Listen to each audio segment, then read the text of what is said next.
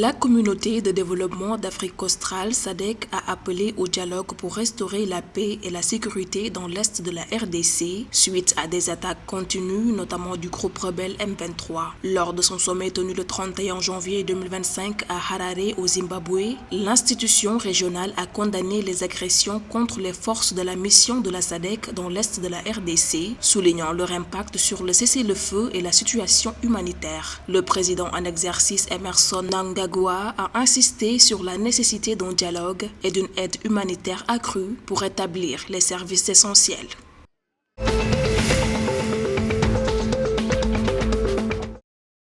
La deuxième phase du programme de renforcement de la protection sociale, Kwenda, en Angola, bénéficiera de 400 millions de dollars de la Banque mondiale, a annoncé le ministre de l'administration territoriale le 30 janvier 2025 à Luanda. Ce financement vise à étendre le programme jusqu'en 2029 avec une attention particulière à la nutrition et au soutien à la petite enfance. Ce programme lancé en 2020 a touché plus de 1,2 million de personnes, principalement des femmes, et continue de lutter contre la pauvreté et à améliorer le bien-être des familles vulnérables.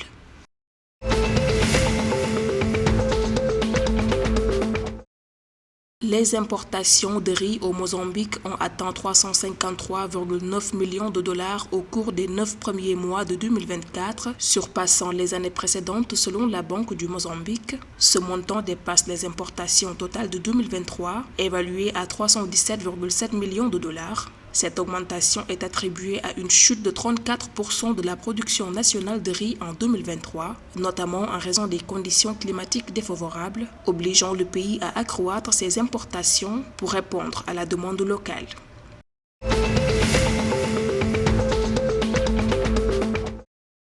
L'université de Wits a effacé les dettes académiques de 800 étudiants afin de faciliter leurs inscriptions. Le vice-chancelier a annoncé qu'un fonds spécial avait été créé pour couvrir ces dettes, permettant aux étudiants de première année et ceux qui reviennent d'accéder aux inscriptions. Cette initiative fait partie d'un effort plus large avec plus de 160 millions de rands consacrés au soutien des étudiants de premier et de deuxième cycle bénéficiant de bourses d'études au mérite.